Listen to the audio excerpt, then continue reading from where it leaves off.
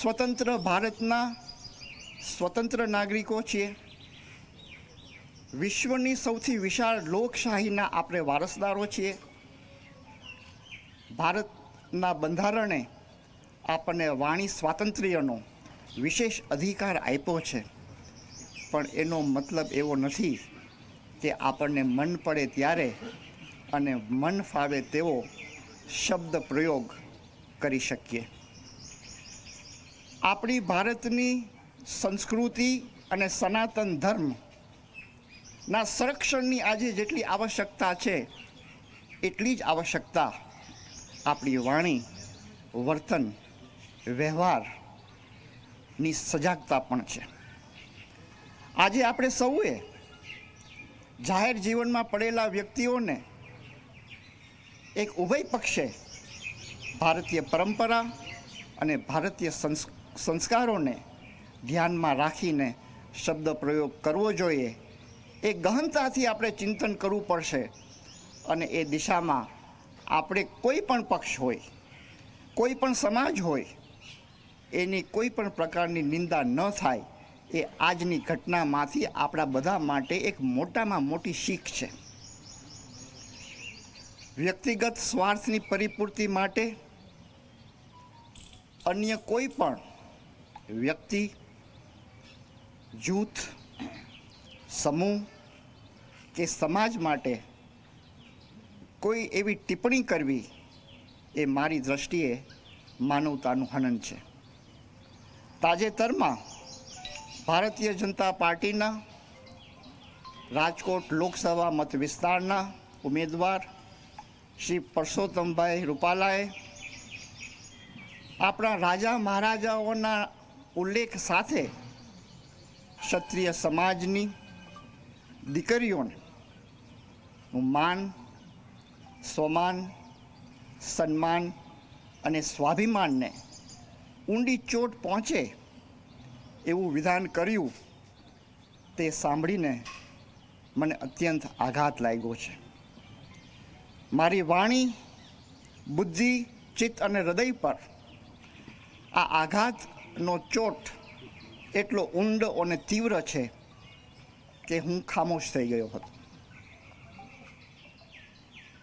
લોક સાહિત્યના મર્મગ્ન અને ભારત સરકારના એક કેબિનેટ મંત્રીના મુખેથી થયેલા ઉચ્ચારણો એક રાજ પરિવારના સદસ્ય તરીકે આઘાતજનક હોય જ, એ સહજ અને સ્વાભાવિક છે.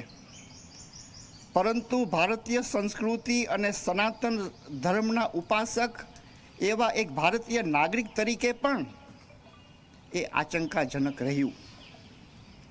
મેં તત્કાલ પોતાને ટેલિફોનિક ચર્ચામાં મારી નારાજગી વ્યક્ત કરી અને આ ગંભીર ભૂલને વિના વિલંબે સુધારી લેવા માટેનો આગ્રહ પણ રાખ્યો. અમારી નારાજગી અને એમને કરેલી ભૂલને સુધારી લેવા માટે અમારા સમાજના મોભીઓ શ્રી ભૂપેન્દ્રસિંહજી ચુડાસમા, શ્રી કેસરીસિંહજી સહિત અમારા બધાના આગ્રહનો પૂર્ણ રીતે આદર કરીને શ્રી પરસોત્તમભાઈએ ક્ષમા યાચનાનો વિડીયો મીડિયાના માધ્યમથી પ્રસારિત પણ કર્યો. શેમડા ખાતે મળેલા ક્ષત્રિય સંમેલનમાં એમને કરબદ્ધ ક્ષમા યાચના પણ કરી. ક્ષત્રિય સમાજના સંત પરમ પૂજ્ય લાલ બાપુના શ્રી ચરણોમાં વંદન કરીને શ્રી પરસોત્તમભાઈએ ક્ષમા યાચના સાથે આશીષ પ્રદાનની અપેક્ષા પણ દાખવી. ભારતીય જનતા પાર્ટીના ગુજરાત પ્રદેશ અધ્યક્ષ શ્રી સી.આર. પાટીલ સાહેબે પણ આ સઘળું ભૂલી જઈને ક્ષત્રિયોને એક મોટું મન, ઉદાર દિલ રાખીને પણ ક્ષમા પ્રદાન કરવી જોઈએ એવી કરબદ્ધ વિનંતી પણ કરી. આ ઉચ્ચારણોથી આહત થયેલો ક્ષત્રિય સમાજ મારા વડીલો, આપણા યુવાનો, અમારા બહેનો, દીકરીઓ અને માતાઓ ને આજે જાહેરમાં આવીને મીટિંગ્સ રૂપે, રેલી સ્વરૂપે,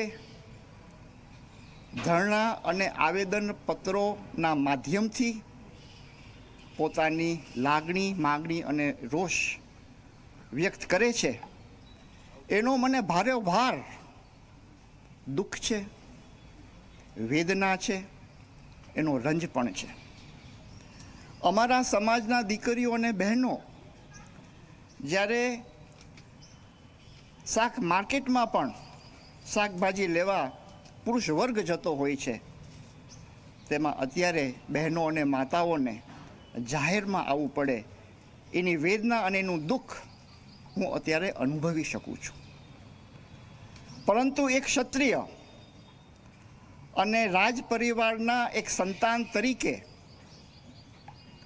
મારી આપ સૌને,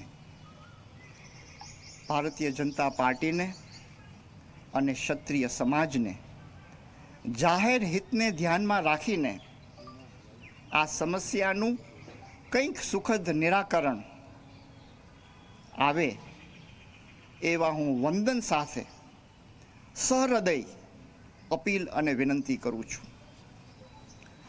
હું પ્રત્યેક સમાજના દીકરીઓ, બહેનો અને માતાઓને હાથ જોડીને વંદન સાથે વિનંતી કરું છું કે શક્તિ ઉપાસના વંદના, શૌર્ય, રક્ષા, સાકા, કેસરિયા અને જોહર એ આપણા ક્ષત્રિય પરંપરાના એક બહુ મહત્ત્વના, અદ્ભુત અને અદ્વિતીય આયુધો છે.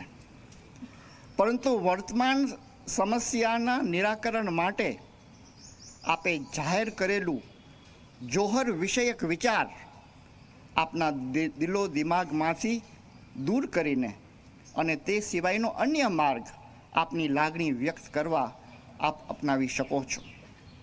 કેમ કે સાકા અને જોહર એ તો યુદ્ધના અંતિમ ચરણમાં સ્વાભિમાન અને આત્મસન્માનની રક્ષા માટે ઉપયોગમાં લેવાતું આપણું આત્મબલિદાનનું અંતિમ અને અમોઘ શસ્ત્ર છે. પરંતુ આપણે લોકશાહીમાં જીવીએ છીએ અને આ લોકશાહીની અંદર આપણે પૂર્ણ રીતે જીવીને સમાજ, રાજ્ય અને રાષ્ટ્રની સેવા કરવાનો અવસર છે. અત્યારના જીવ આપવાનો નહીં, પણ પૂર્ણ રીતે જીવી જવું એ આ લોકશાહીની અંદર આ સમયની માંગ છે.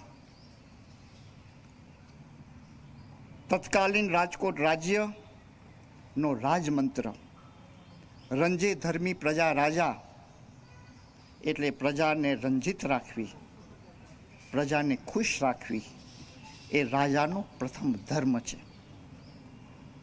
આજના આ પરિપ્રેક્ષની અંદર હું એ જરૂરથી કહેવા માગીશ કે શૌર્યની સાથે સાથે દ્રષ્ટિમાં દિવ્યતા અને હૃદયમાં વિશાળતાના ક્ષત્રિય સમાજ સાધકો છે.